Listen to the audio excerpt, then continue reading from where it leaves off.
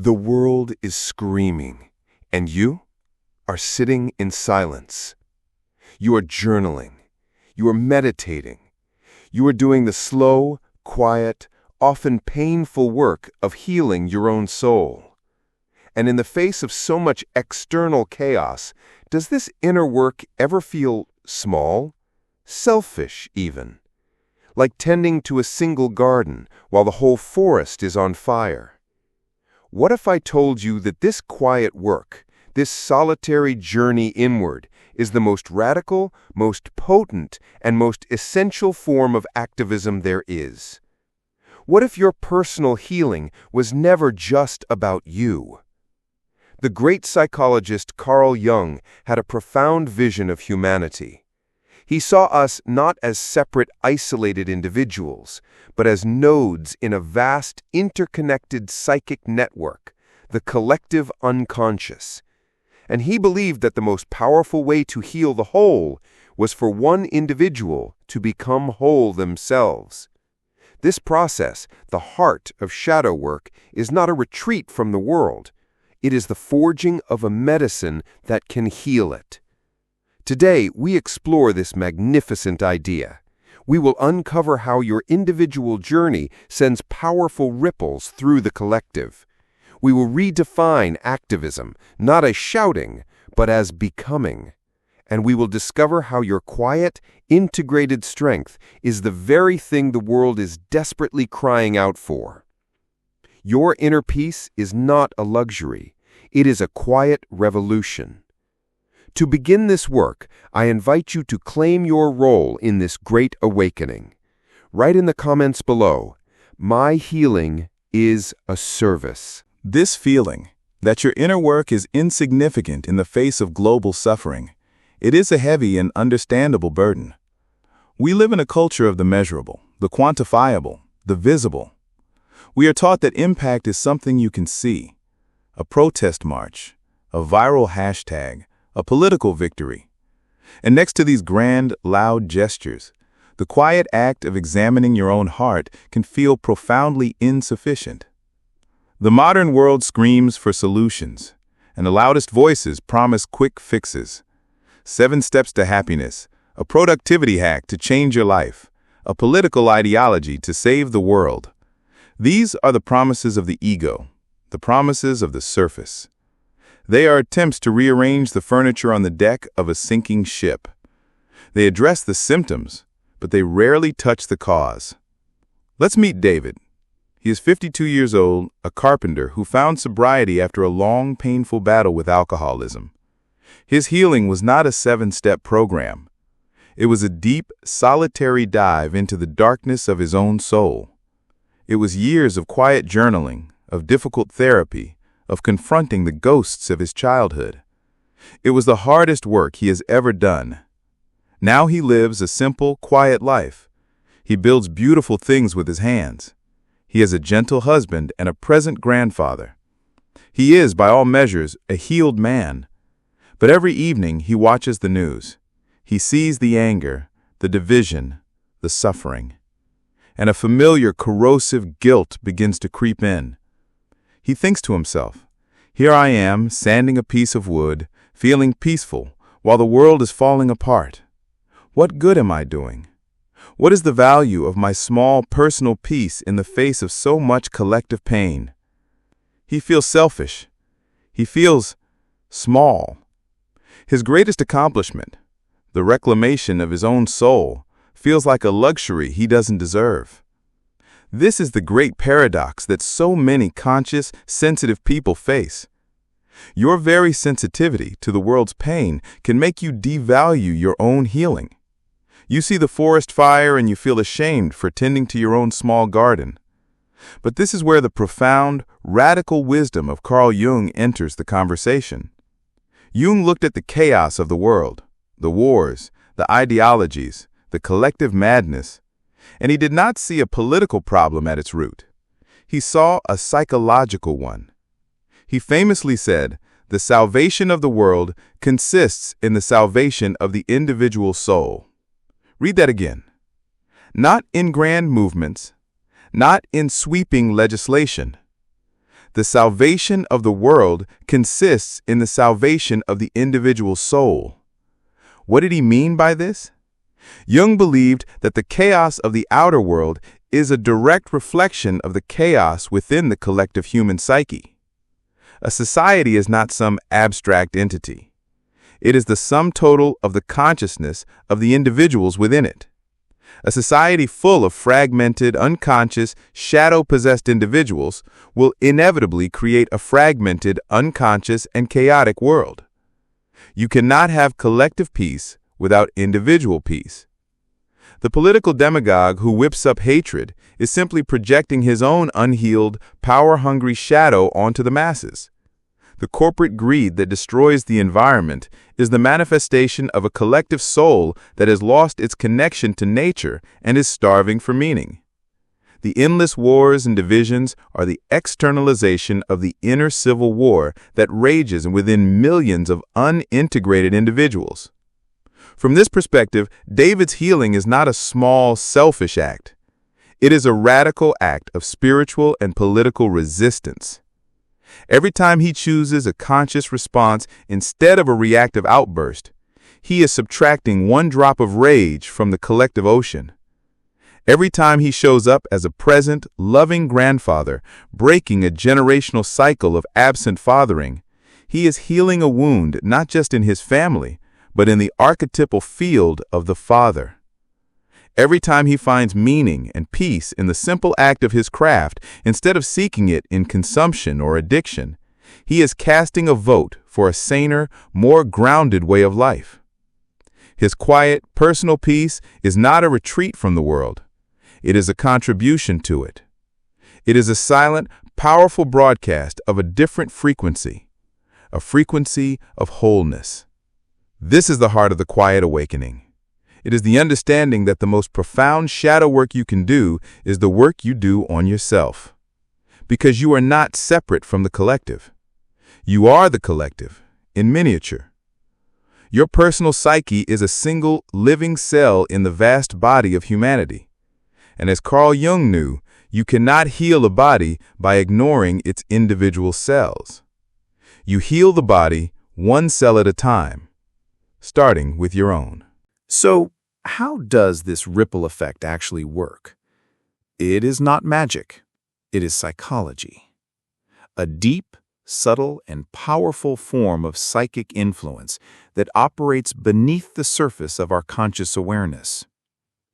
Carl Jung's work gives us a map to understand this profound interconnection. Let's explore 3 ways your personal healing becomes a planetary service.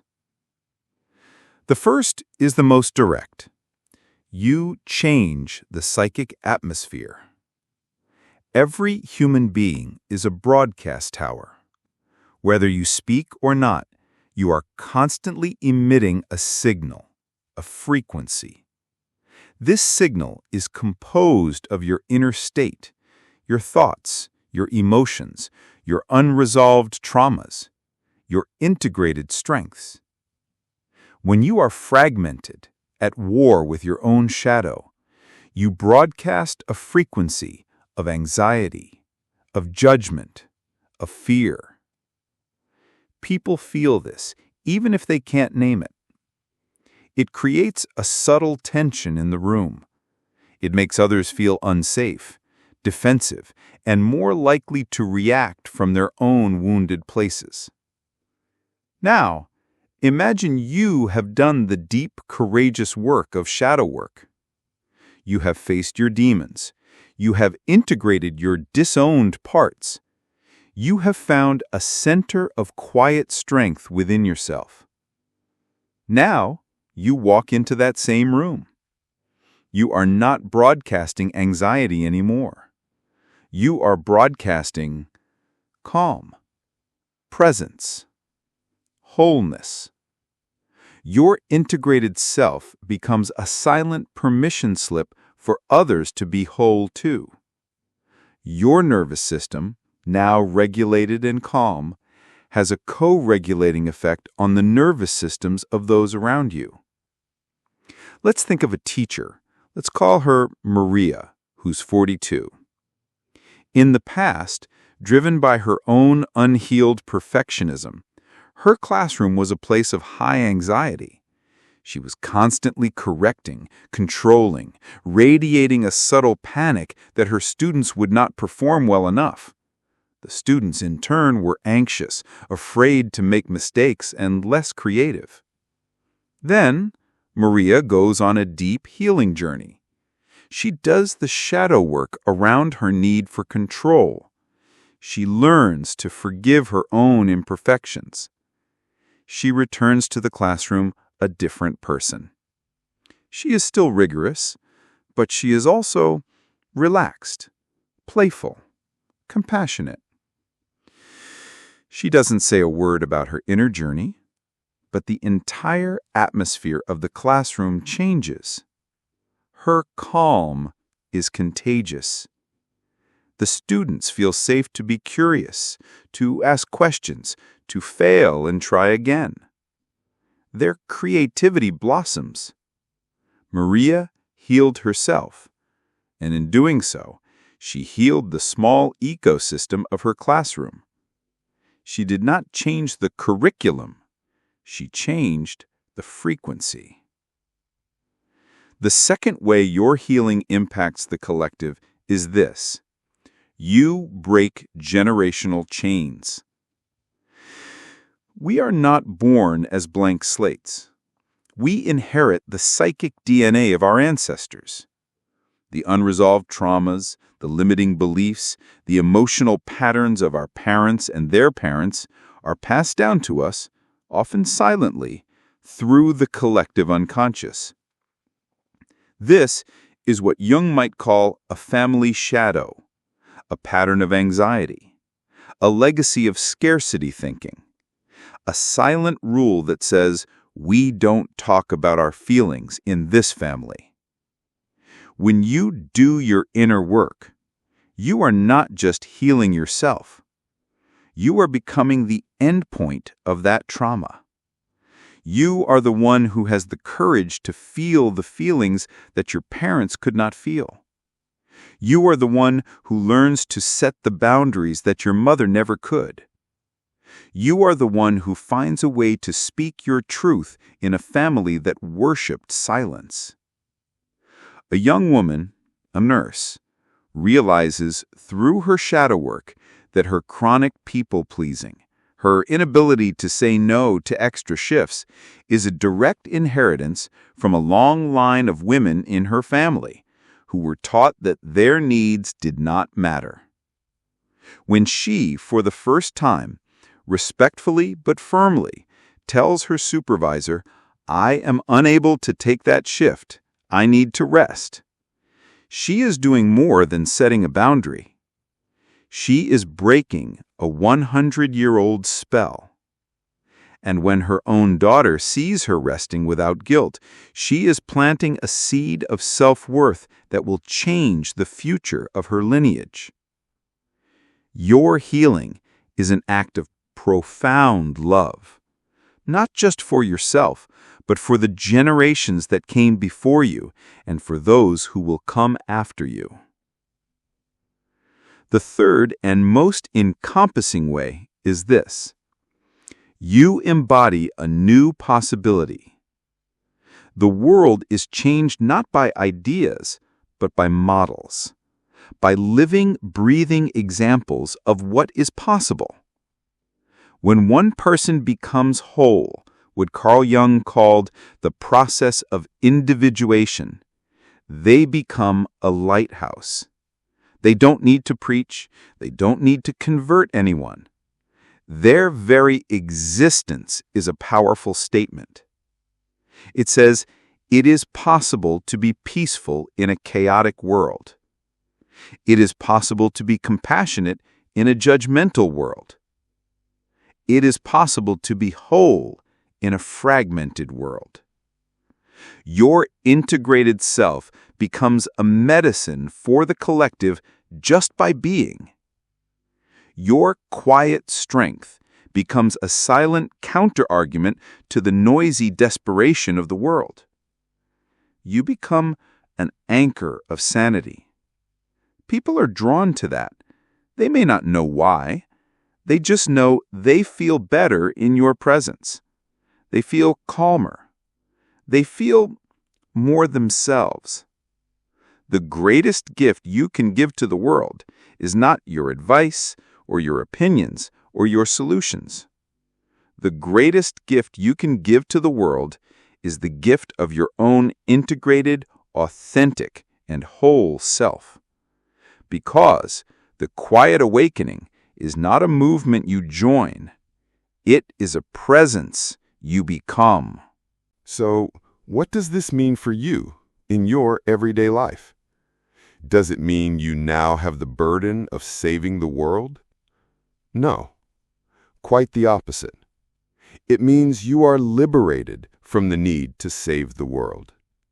Your only task is to continue the courageous work of saving yourself and to trust in the profound, mysterious power of the ripple effect. The quiet awakening does not ask you to become a loud activist. It asks you to embody a quiet activism, an activism of presence, an activism of wholeness. This is not a passive state. It is an active cultivation of a new way of being. Let's explore what this quiet power looks like in action. The first and most powerful form of quiet activism is this: cultivating your authentic presence. In a world full of people wearing masks, the person who dares to be real is a revolutionary. Your authentic presence is not about what you say or do.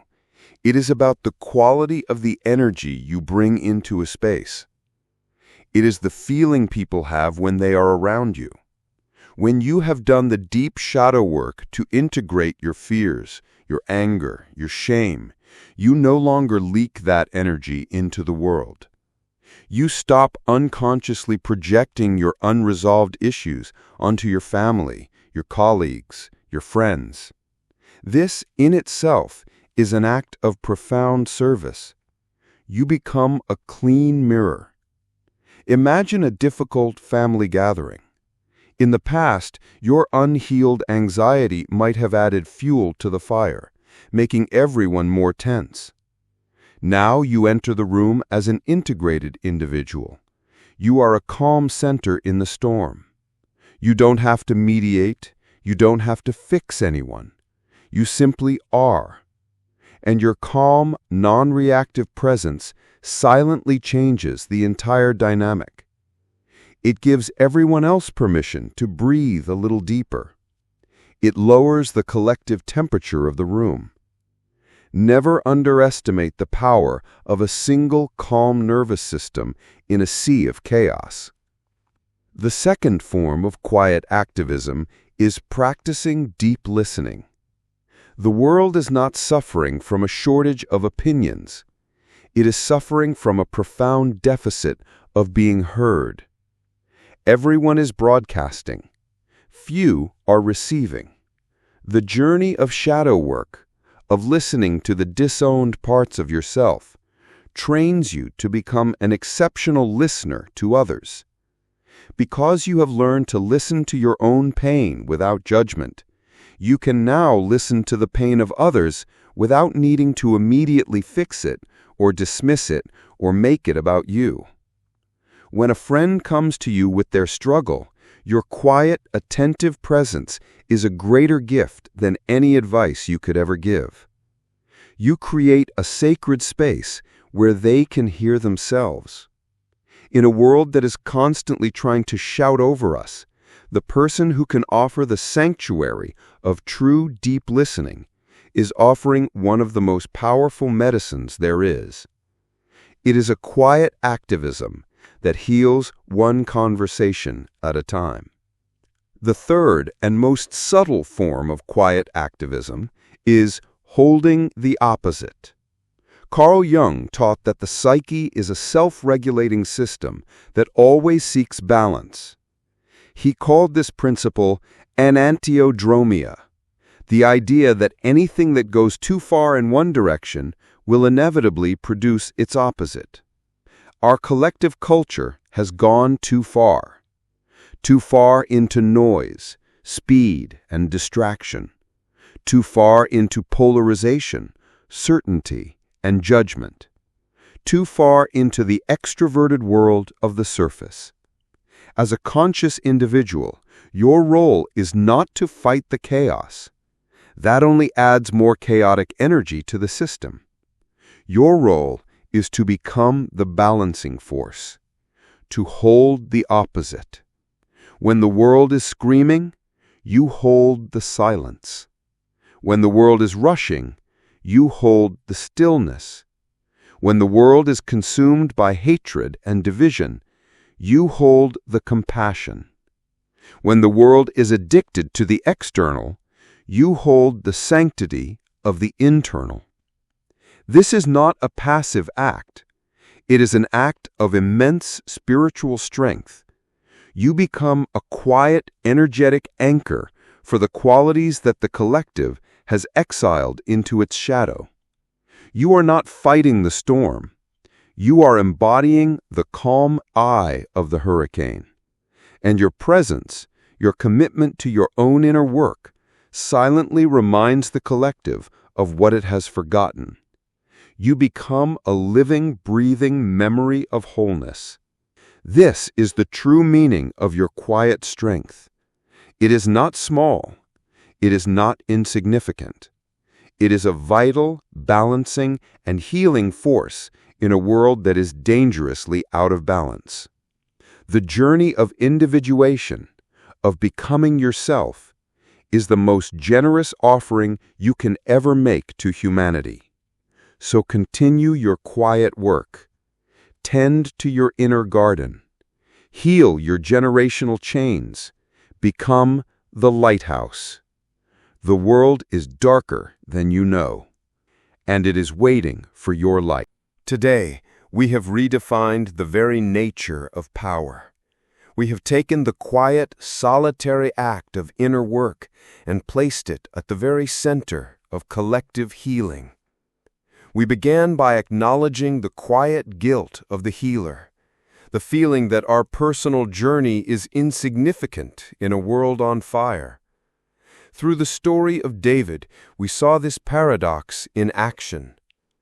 Then we dove deep into the revolutionary wisdom of Carl Jung, uncovering his profound belief that the salvation of the world lies in the salvation of the individual soul.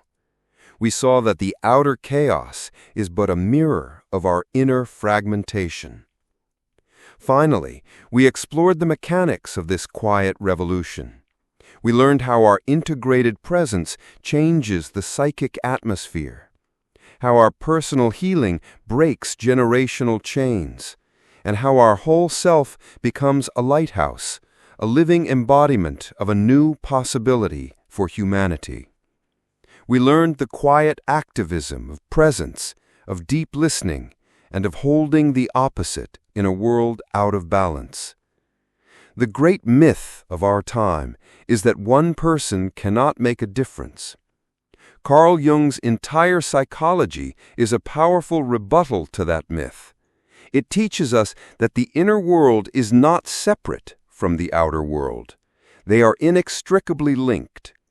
The most potent political, social, and spiritual act you can perform is the courageous act of becoming conscious, of doing your shadow work, of withdrawing your projections, of healing your wounds. Your quiet strength is not passive.